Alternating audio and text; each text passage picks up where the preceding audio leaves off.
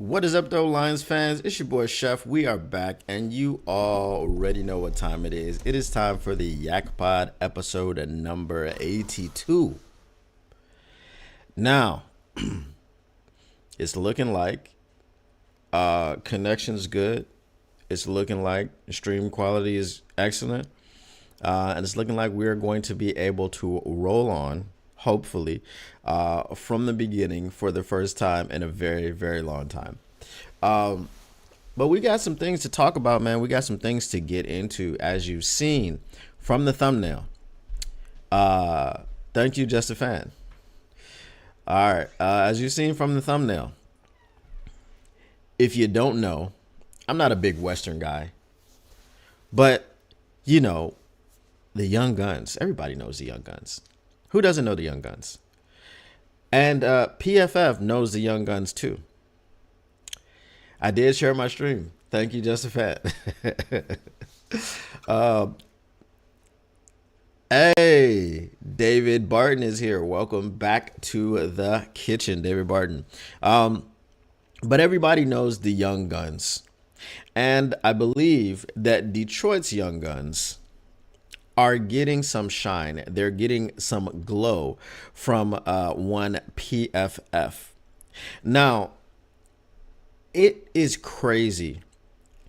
It is crazy to think about where this team was just 3 short years ago. We started 3-13-1. This was where we were just 3 short years ago. Then the year after that, we started off 1-6. We finished the season with an 8-2 run in the last 10 games. And we wound up 9-8, just barely missing the playoffs. And guess who had something to do with that? The Los Angeles Rams had something to do with that, right?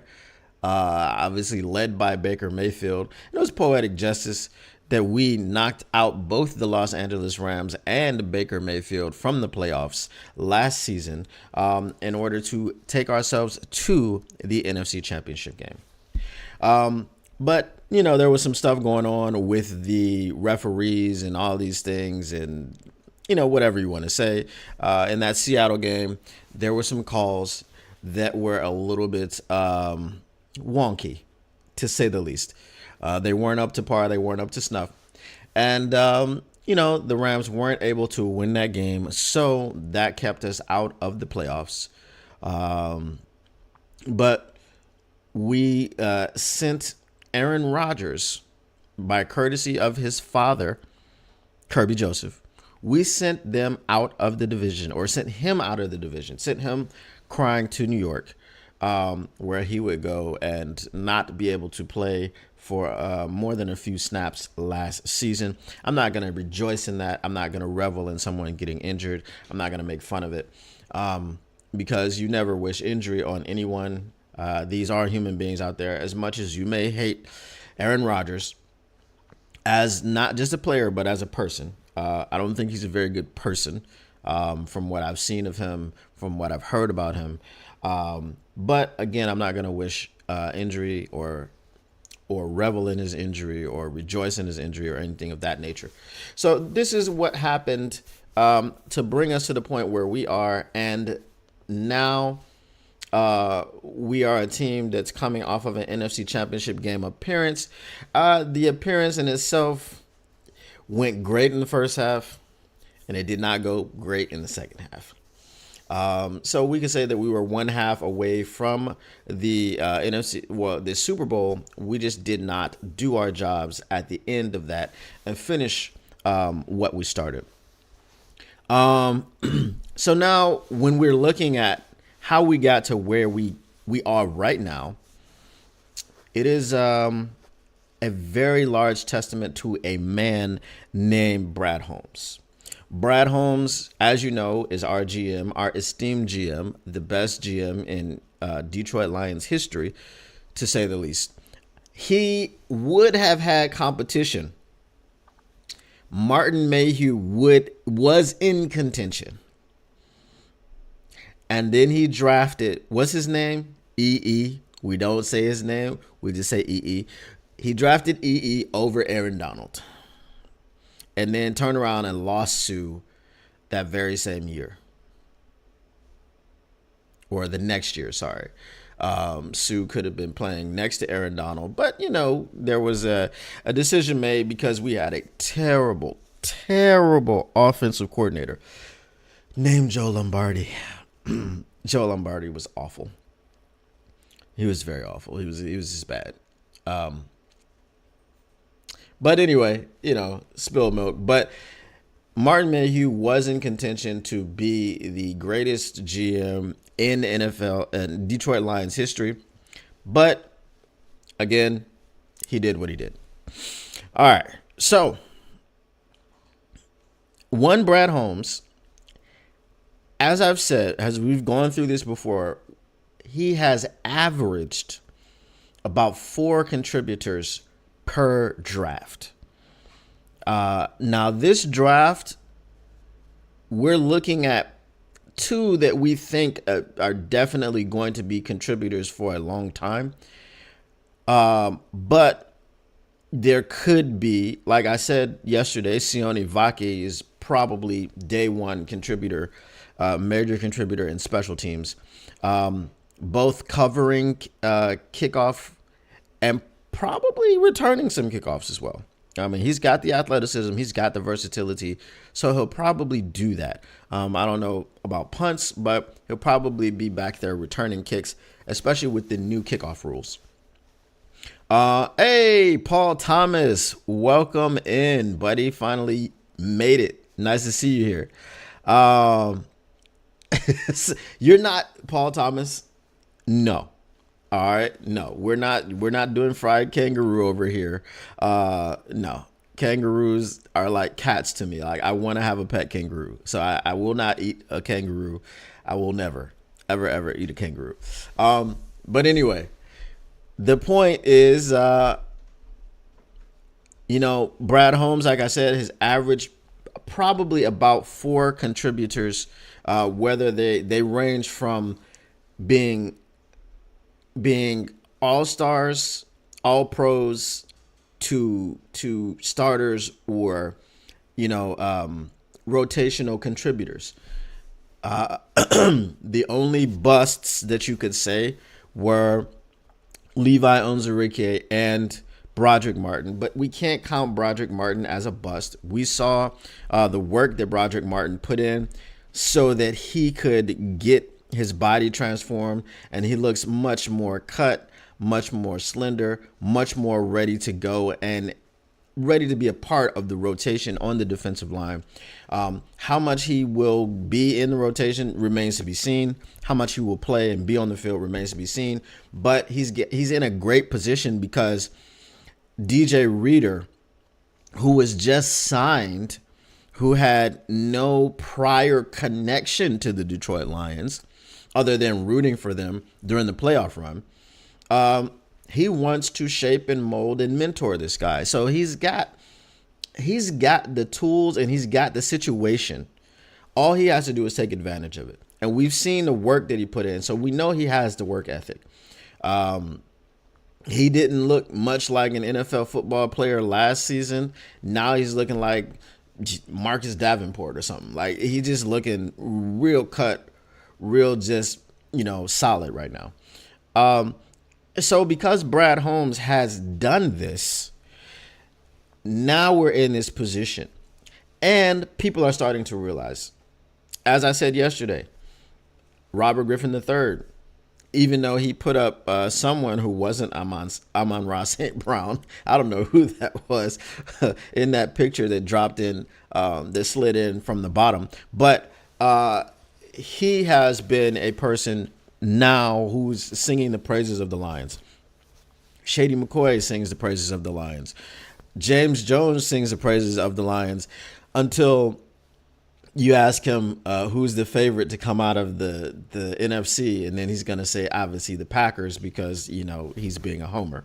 Colin Cowherd is singing the praises of the Lions. Who else? Mina Kimes is singing the praises of the Lions. Darren Orlovsky is singing the praises of the Lions. So there's a lot of people, in the national media who are out there singing the praises of the Detroit Lions. So PFF has recently put out a list, and this list is top 25 under 25.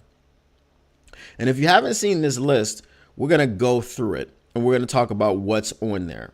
Spoiler alert, there are a lot of Detroit Lions on this list. Top 25 players under 25.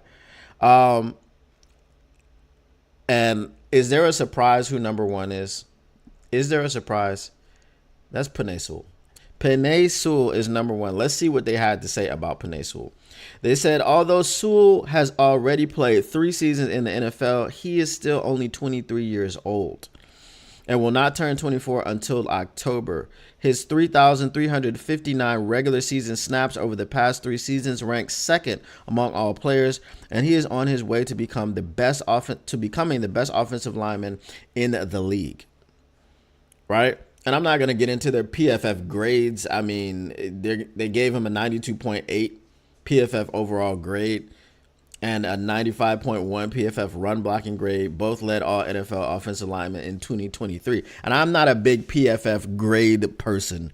I'm not a big PFF person at all, because I understand that stats do not tell the whole thing. They don't tell the whole story. They tell some of the story. They help you, but you need context as well as stats.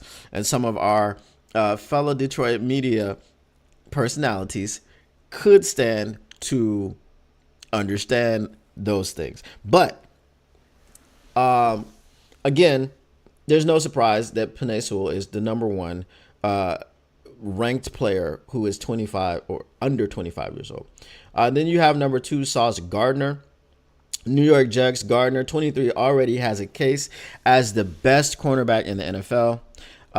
His 91.2 PFF overall grade over the past 2 seasons leads all players at the position, while his 2,163 regular season snaps rank third among cornerbacks. All right, so we saw with Penei Sewell, right? He's very versatile. Not versatile. I mean, he is versatile. We know that, but he's very durable, and that's something that we have had issues with. So now we have a star player who is under 25 and he's durable. He is available, and that's fantastic.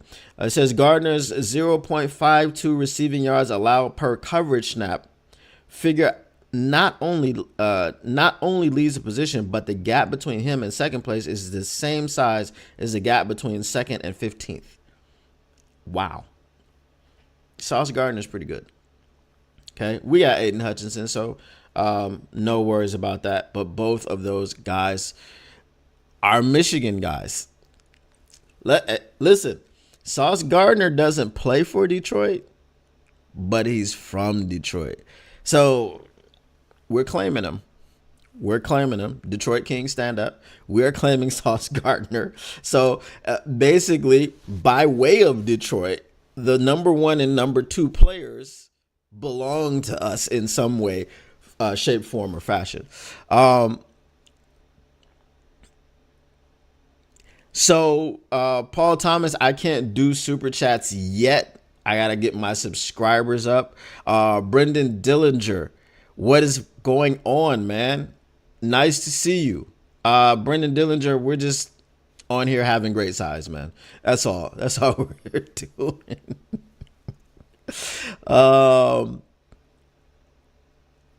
Yeah, so I got to get my subscribers. I got to get about 300 more subscribers to be able to accept donations. So we're going to work on that. We got some things coming down the pike, which should help that, hopefully. And again, stay tuned. I will let you guys know when that happens. It's been something that's been in the works for, you probably want to say a few months now. But once it finally happens, you guys will be the first to know. Appreciate you, Paul Thomas. I appreciate that. So now number 3, I don't agree with number three.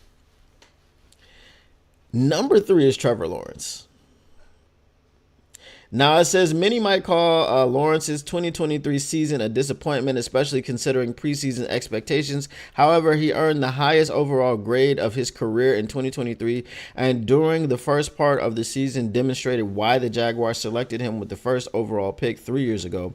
Lawrence's 88.1 overall grade after 13 weeks last year ranked fifth among quarterbacks. Now, here's the thing. And this is why, like I said, stats don't tell the whole story. I don't care about Trevor Lawrence's grade, and I don't care what Trevor Lawrence did in the beginning of the season, right? If Trevor Lawrence threw 50 touchdowns through the first half of the season and then threw 50 interceptions through the second half of the season, what is the net gain of that? Zero. Right? It's a net gain of zero. And now we're talking about stats. Now let's say he's got to throw 50 pick sixes, right? For it to be a net gain of zero. All right. But we're talking about the eye test. Trevor Lawrence was supposed to be this dude by now, and he's not. He's not, and he doesn't even look like he's going to be. They keep getting him receivers. They keep signing receivers for him. They keep trying to get him weapons, and he's not producing anything. They didn't even make the playoffs last season, and they started out looking like they would make the playoffs, and they couldn't make it. And now C.J. Stroud is there, and I don't want to sing the praises of C.J. Stroud because C.J. Stroud went to Oh Hell No State, and we don't sing their praises around here. However, C.J. Stroud is someone that's going to need to be reckoned with in the AFC South, and that's just all that is. We can't deny C.J. Stroud right now. So John F. and Laura says Trevor is a bust. I believe he's a bust right now. I mean, again, I don't ever think he's going to be the next coming of Andrew Luck. See, the thing with Andrew Luck is he had all this hype and he pretty much produced right away. Obviously, he had the injuries and things like that, which slowed him down and ended his career early. However, I don't think that Trevor Lawrence really reaches that type of ceiling. But, you know, he could. He's a late bloomer, but he could be a late bloomer. But number three, I don't think he's Justin Fan says he's unlike Samson. Maybe he should cut his golden locks. Jonathan Laura says Herbert and Trev are bums. Based on what they're supposed to be, I would say you are correct. Number four is Jamar Chase. I don't have a problem with an 85.4 in all three of his NFL seasons, making him one of the most consistent receivers in the league. He also had a career low 4 drops in 2023, bringing in 93.6% of his catchable targets, a rate that ranks 7th in the NFL. Now, again, that bodes well for the Lions because now we said, well, this was Chase's third season. And remember, what would you call it? It took a lot less time for him to get over the drops. Jameson Williams, I mean, he only took a few games. If we're being quite honest, Jameson Williams was dropping the ball in his first few games here this season. But Jamar Chase had a case of the drops in the preseason and the first couple games of the regular season, but that was quickly rectified. So if we're looking for comparison, right? If you have a case of the drops to start your career, that doesn't mean that you're just not going to be able to catch the football. Also, Calvin Johnson's nickname in high school was Butterfingers. And we see how that turned out. Now, I'm not saying that Jameson Williams is going to be Calvin Johnson. I'm not saying that. But I'm just saying there is a path.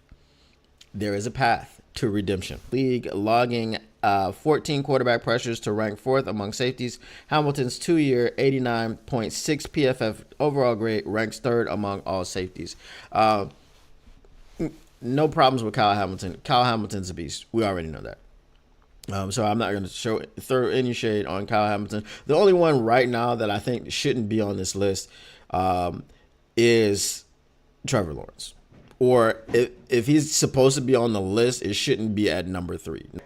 So now we've got 2 players in the top. It should be top 5, right? It should be top 5 because, like I said, I would drop Trevor Lawrence out of the top 5 altogether. If he's on this list, he's on the list by virtue of his potential. But number 3 is far too high for Trevor Lawrence.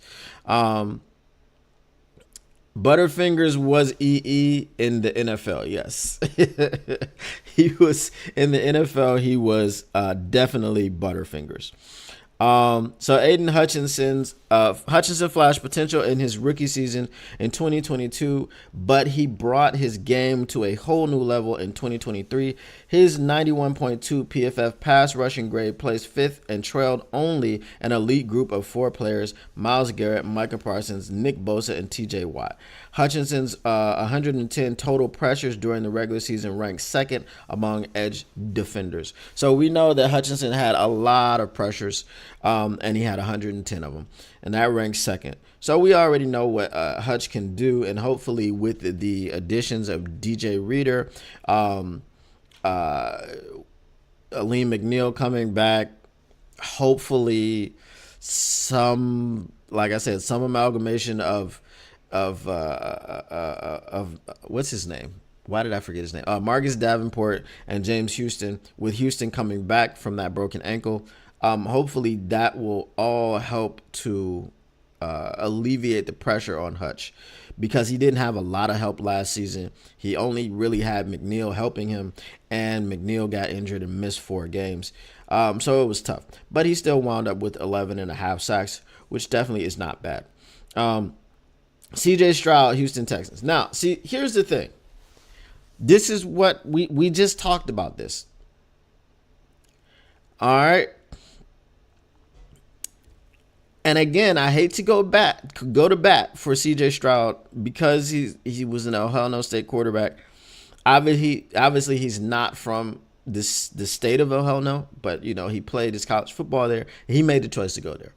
So he has bad decision making. But here's the point. How are you putting Trevor Lawrence over CJ Stroud? How? CJ Stroud came in and had a rookie season that was better than any of Trevor Lawrence's seasons at all. Based off of the potential of Trevor Lawrence, of what he was supposed to be, is that how you're putting CJ Stroud? Like, you're putting him over CJ Stroud? CJ Stroud didn't have that quote unquote potential to be the next Andrew Luck or whatever the case may be. So CJ Stroud pretty much exceeded expectations. So how you're putting him number 7 baffles me. If you're going to make a switch and put, like, if you're saying, okay, we're taking Trevor Lawrence out of the top 5 and we're not just sliding people up, I'm saying that you got to put CJ Stroud there at number 3. If CJ Stroud is going to be on this list, he can't be under Trevor Lawrence. That doesn't make sense. That makes 0 sense at all. All right, so it says Stroud burst onto the scene as a rookie in 2023 as one of the most promising quarterbacks in the NFL. Out of 95 rookie quarterbacks who have played at least 100 snaps in their first season since 2006, Stroud's 83.1 PFF overall grade ranks 4th. While Stroud's 4,108 passing yards ranked 8th in the NFL as he led the Texans into the playoffs, 59% of that total came before the catch, which ranked 3rd in the NFL. Okay, so 59% of the total 4,108 yards came before the catch, right? So that means that his passes weren't 5 yards down the field, right? A lot of them were 20 yards and, 10 yards, 20 yards. They were big passes. It wasn't like he was just throwing the ball, like dumping it off 2 yards and then the running back goes of his percentage was. Number 8, we have Brock Purdy, San Francisco 49ers. Many question whether Purdy could play better in 2023 than he did in his unprecedented rookie 2022 campaign, yet Mr. Irrelevant was able to further improve his play and finish his second NFL season as PFF's sixth highest graded quarterback, 87.4. His 9.3 yards per pass attempt during the regular season led all quarterbacks.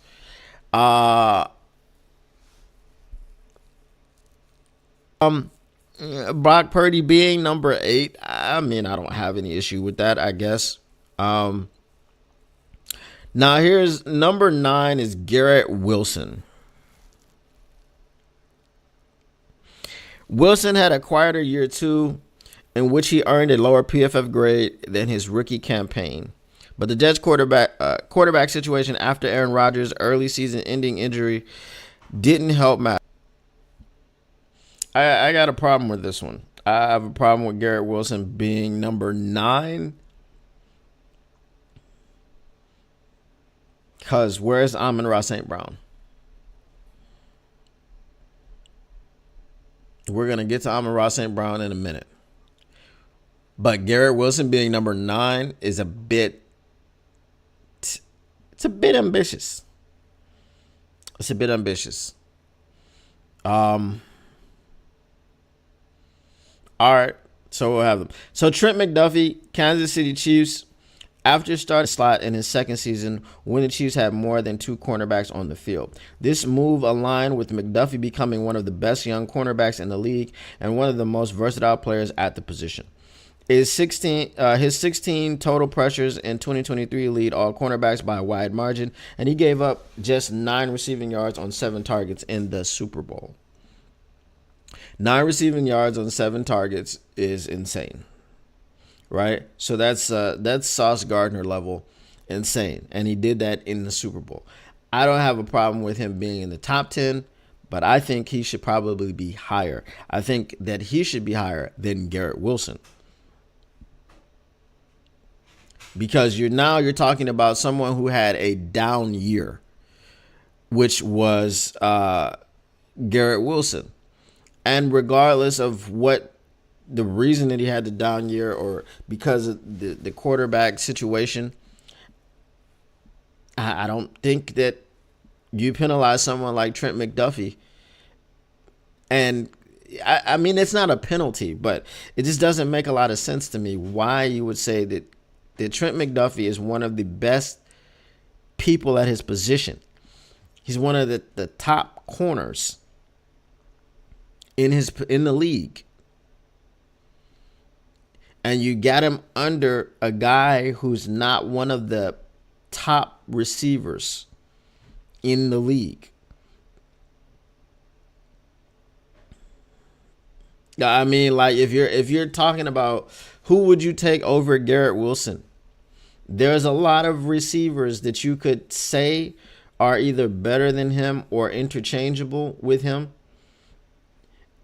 Because receiver is just you've got to be like fantastically gifted or just be a YAK machine or just be like the guy that always is able to get open and always able to catch passes like Amon-Ra St. Brown.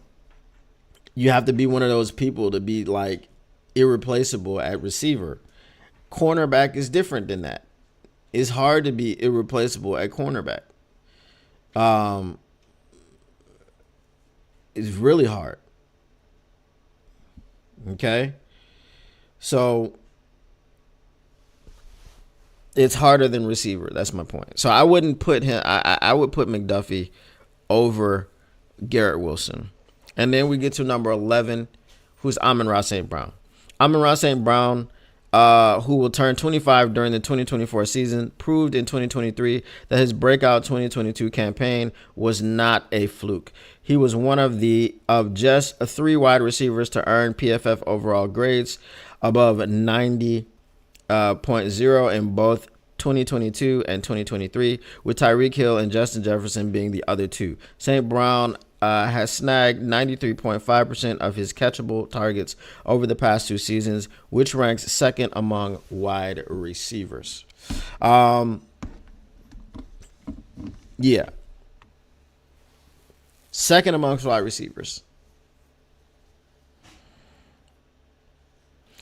Again, he said he was one of just 3 wide receivers to earn PFF overall grades above 90 in both 2022 and 2023, with Tyreek Hill and Justin Jefferson being the other 2. Tyreek Hill and Justin Jefferson are the other 2. St. Brown has snagged 93.5% of his catchable targets over the past 2 seasons, which ranks second amongst wide receivers.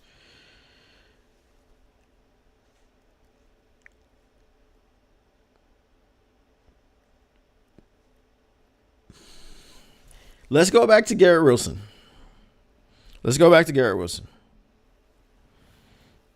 Over the past 2 seasons, Wilson ranks 19th among wide receivers over the past 2 seasons in PFF overall grade with an 81.3.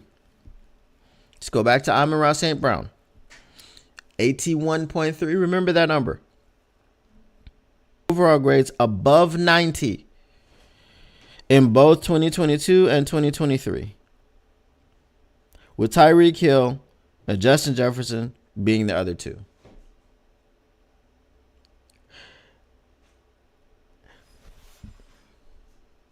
I'm no mathematician, but I know above 90 is above 81.3. I know above 90 is above 81.3. Wilson still ranks 19th amongst wide receivers over the past 2 seasons. Amon-Ra St. Brown ranks 3rd amongst wide receivers over the past 2 seasons.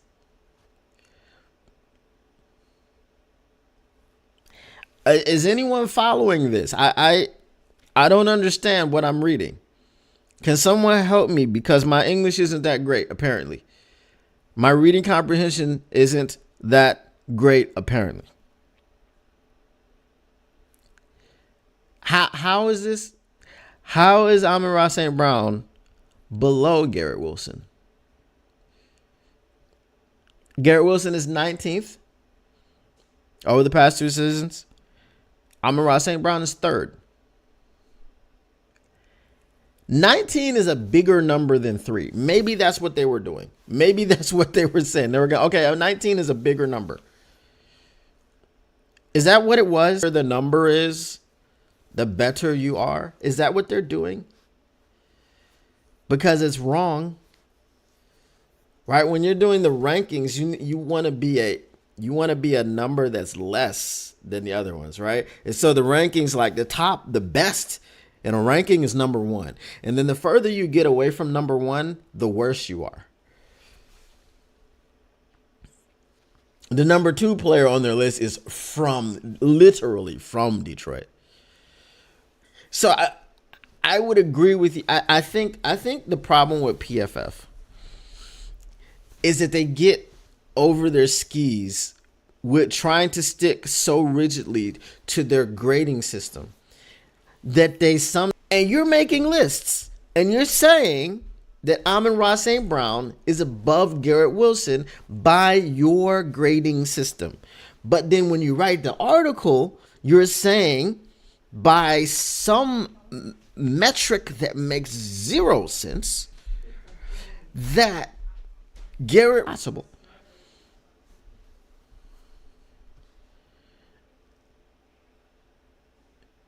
Well, so my Marcus says this is how people play with stats and pretend they are ignoring context. Okay. If you're going to play with stats, at least make the stats the one, like, I don't get it. I am at a loss for words. I don't know. Sun God will get 2,000 yards next season. I'm not ready for that, David Barton. I'm not ready for anybody to break Calvin Johnson's record. And if you saw Calvin Johnson on the Pivot podcast the other day, he did over 2,000 yards. But I'm not ready for anyone to break. I'm not ready for anyone to break Megatron's record. But if someone breaks it, obviously another Detroit Lion wide receiver would be my choice. Obviously, Amon-Ra St. Brown would be my choice if we're talking about someone breaking Megatron's record. Okay. 11, Amon-Ra St. Brown is Puka Nacua. Puka Nacua is a 5th-round pick. Nacua exceeded all expectations as a rookie in Los Angeles. He played as a top 10 wide receiver in the NFL by almost any measure, and his 90.2 PFF overall grade ranked 8th at the position in 2023. He ranked 8th at the position. Garrett Wilson ranked 19th. Why is Garrett Wilson above these players? Garrett Wilson for the quarterback situation. So let's just wipe out 2023 and go with 2022. And that's fine. If you want to do that, you can wipe it out. And that wipes out Puka Nacua. But that doesn't wipe out Amon-Ra St. Brown. It doesn't wipe him out over Amon-Ra St. Brown.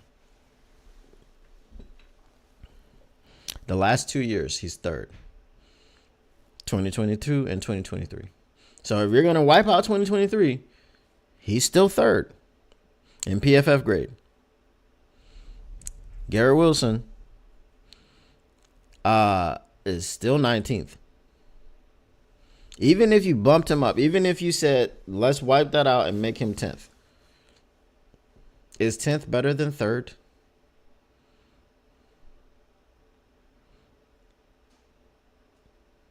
Who says he has only 485 yards? He was only 485 yards away last year. Extra 25 yards a game more. Okay. No problem. I wouldn't mind if he broke the record and it led to us winning. No problem. I'm still baffled at this Garrett Wilson stuff. Now here's the other thing. Now here's another baffling one that you're going to give me. Pat Surtain the second, PS2. For those of you old enough to remember what a PS2 was. Denver Broncos. Surtain was higher on this list 1 year ago, but he was unable to follow up his breakout 2022 campaign with a stronger 2023. Admittedly, the Broncos defense largely struggled last season, and while Surtain gave up the most receptions and the highest passer rating in his young career, he has every chance to bounce back in 2024 and show again that he is one of the best young defenders in the NFL. So you're penalizing Patrick Surtain in this situation because Patrick Surtain should be over Trent McDuffie, right? Right? Because Trent McDuffie had a better season than Pat Surtain. And Trent McDuffie was playing in the Super Bowl and Pat Surtain didn't make the playoffs. So now you're penalizing Pat Surtain. Like, just be consistent. That's all I'm asking you for. PFF. I want consistency. Just be consistent.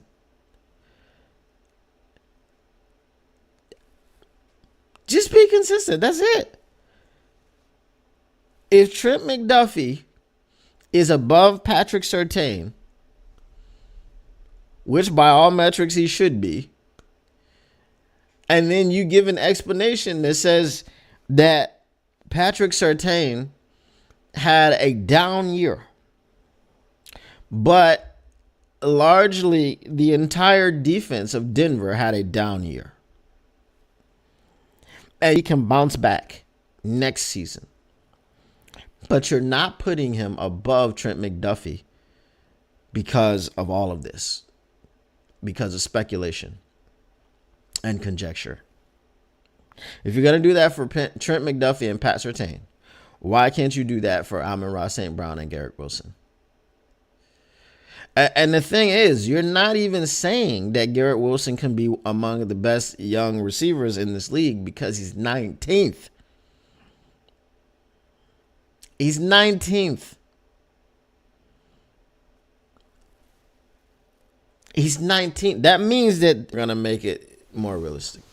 We're going to say every team has two starting caliber, number one, number two receivers. He's 19th. How many teams could Garrett Wilson not be a number one or two receiver for? 9. 9 teams. Have to get to the 10th team, which is the Jets, where he's the number one receiver.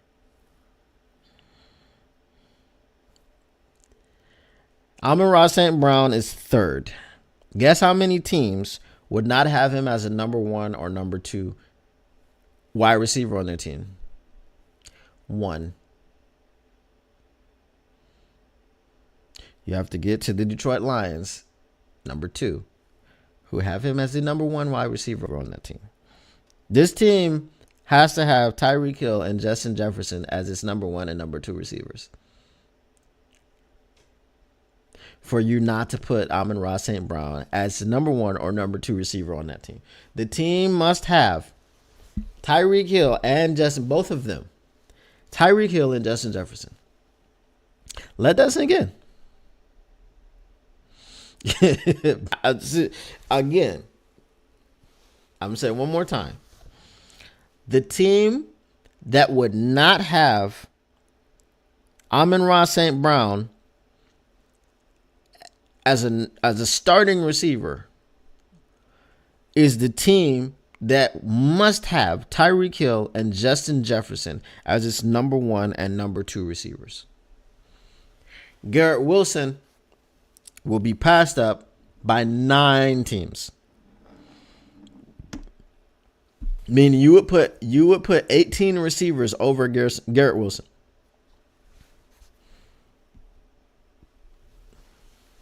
Moving on. Number 14 is edge Will Anderson Jr., Houston Texans. Although Anderson's first NFL season was slowed down by an ankle injury, it did not stop him from earning Defensive Rookie of the Year honors. Anderson stood out not among 2023's rookies as his 16.7% pressure rate ranked first among all rookie edge defenders over the past 4 seasons. Will Anderson is a beast. I don't know if he should be number 14. I feel like there are some people that should drop and there are some people that should rise. All right, Justin Fan, appreciate you coming out. And hopefully we will see you tomorrow. We had a few issues today with the connection. I think what I'm going to do over the weekend or maybe sometime during this week is I'm just going to switch to Streamlabs, possibly. We'll see what happens. But yeah, so appreciate you coming out, man. And hopefully we will see you again tomorrow. Number 15 is Tyler Smith, Dallas Cowboys. He's a lineman. I don't know too much. Selected him with the 8th overall pick in 2023 NFL draft. While he rushed for more than 100 yards twice in his first 4 games, he was unable to reach that milestone in his last 13 outings. Even though the production was not necessarily there in 2023, Robinson remains one of the most promising young skill position players in the NFL. Listen. I'm not just a fan. I'm putting Jahmyr Gibbs there. My issue is in his first 4 games, he eclipsed 100 yards twice. He did not do it for the rest of the season.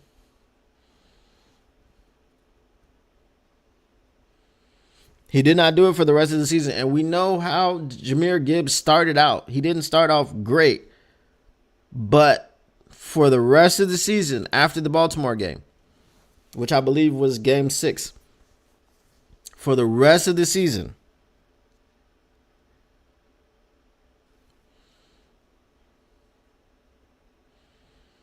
Jahmyr Gibbs was lights out. He was electric. He was the electrician. He was electrifying. Okay? So I listen, I don't get it. All right. We're running up against it. Bills. Number 19, Sam Laporta. All right. I feel like Sam Laporta should be over Garrett Wilson. Sam Laporta, Detroit Lions, multiple first-round tight ends have faced high expectations in recent years. Laporta, a second-round pick last year, was not one of them, but he arguably outplayed all rookie tight ends over the past decade. His 981 regular season snaps as a rookie led all tight ends over the past 6 seasons. Receiving grades are second to only Kyle Pitts' rookie season over that span.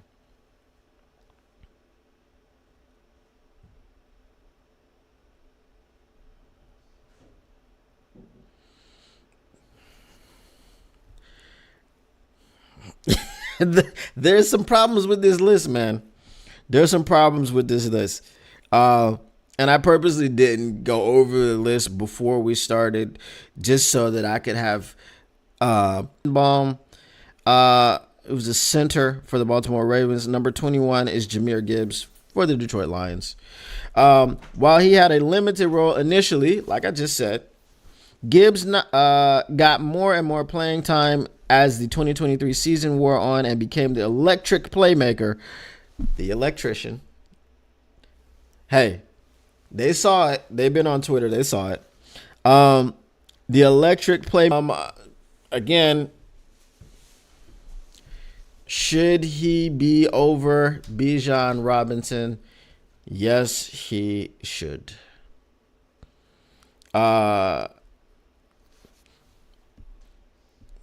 Now, we don't have any more? No. Okay, so rounding out this list, number 2, we have Jalen Carter, Philadelphia Eagles. Number 22, Jalen Carter. 23, Derek Stingley Jr., Houston Texans. 24, Chris Olave, New Orleans Saints. And 25, Kyle Pitts, Atlanta Falcons. So now it says, while Kyle Pitts surpassed 1,000 receiving yards in his rookie year, he failed to reach 700 receiving yards in either of his 2 seasons since then. However, he is still only 23 years old and has shown plenty of potential to suggest that he can become one of the top tight ends in the NFL. I really don't have a problem with that because I believe that Kyle Pitts was underutilized in Atlanta while Arthur Smith was the head coach there. Now they have Kirk Cousins, who obviously will be utilizing him more, and who has already spoken about just getting him targets. So I believe that Kyle Pitts is in line for a breakout season. I believe he will probably get like a similar amount of targets in the same vein as Sam Laporta. I just believe that he is in line to do better things than he's been able to do. And again, that's a coaching change. So I'm not going to fault him for that. I don't think, you can only catch the balls that are thrown to you. And I watched some games and it was like, where's Kyle Pitts? I watched some Falcons games. It was like, where's Kyle Pitts? They didn't even try to kind of get him too involved when we played him. So, again, that one I don't have a problem with. Overall, I don't like this list, man. I don't like this list. I like that there were 5 Detroit Lions on this list. And I'm not even saying I don't like the list because I believe that all the Lions players should have been top 5. That's not what I'm saying. I don't like the list because there were just too many discrepancies in the logic of the list. So some players you're saying, well, we're going to give them a pass because they have one player you're going to give them a pass inexplicably by saying they had 100 yards twice in their first 4 games, but in the next 13 games, because it's a 17-game season, right? We're just doing math here. In the next 13 games, you didn't crack 100 yards rushing once, but yet you're over a guy who had 1,000 scrimmage yards and was underutilized, it said, pretty much until week 7. And we all know, we've all seen the comparisons of the stats, the amount of touches that Breece Hall had, which he's supposed to be one of the young studs at running back, and then the amount of touches that Jahmyr Gibbs had, the averages per touch, the touchdowns, all of this stuff stacks up extremely well against someone like a Breece Hall. So I mean, there's issues with the logic. The biggest issue with the logic is the Garrett Wilson over Amon-Ra St. Brown. And I'm not being a homer. I'm not being a fan. I'm just going by their metrics. How do you over a wide receiver who is number 3? PFF, you need to do better. PFF, you have some explaining to do. PFF, you owe us an explanation, because it doesn't make sense. I don't understand how you say it.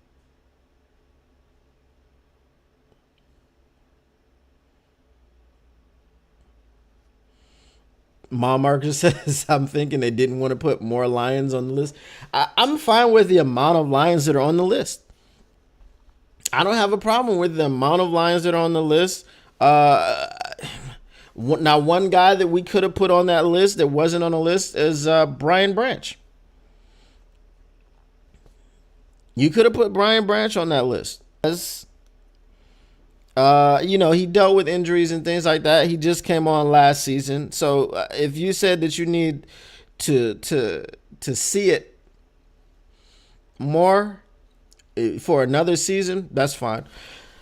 One person that was on the list that wasn't on this list was Justin Jefferson, but I think he'll turn 25 before the start of the season, I think.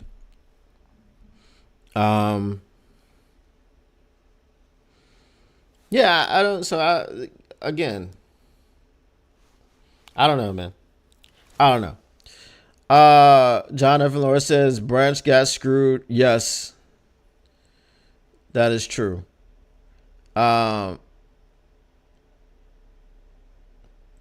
Yes, Mile Marker, you are correct. To give a pass is to deviate from a stats only approach. It introduces context.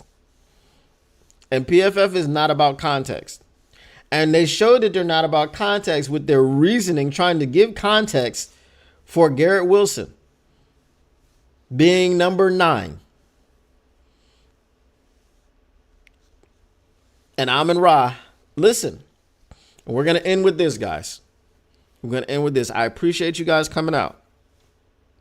Smash that like button on the way out if you didn't smash that like button on the way in. Subscribe on the way. It's better than number